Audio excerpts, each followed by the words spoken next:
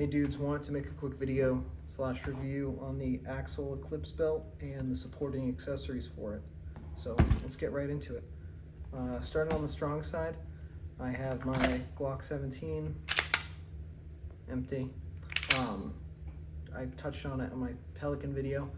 It's a G17 Gen 5.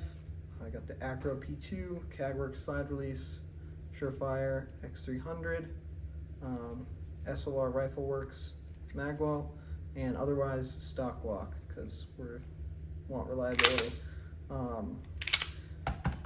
That rides in a Safariland level 2, wrapped in DNC. You know how it goes. RDR gear, bracket mounted to a modular holster adapter by True North Concepts. This mounts up my tourniquet, so I have one tourniquet here, and then I'll touch on it. I got one in the IFAK as well. So working backwards, we got the LBT IFAK pouch, the stretchy one.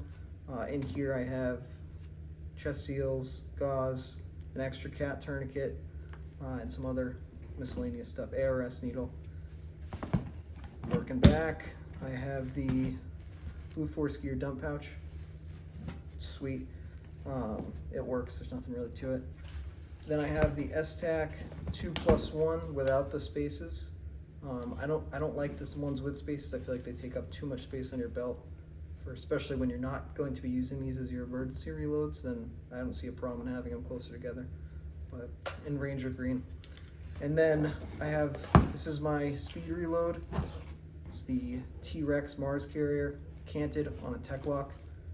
Awesome setup. I really do enjoy it. It's fast.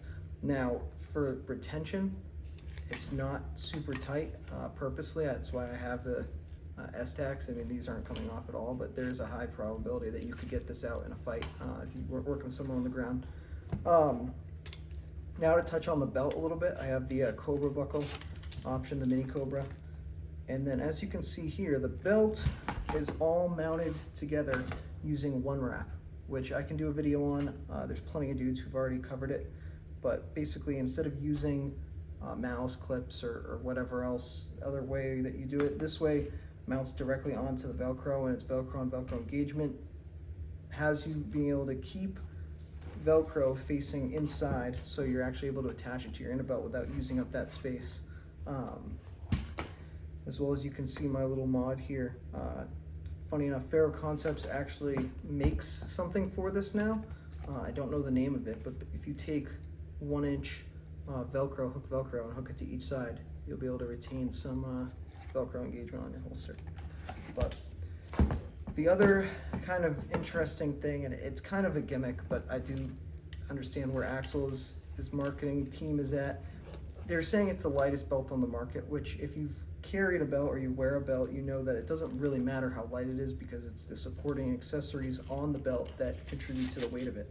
So while yes, it is super light, you have a gun, a holster adapter, med, dump pouch, 3 or 4 mags.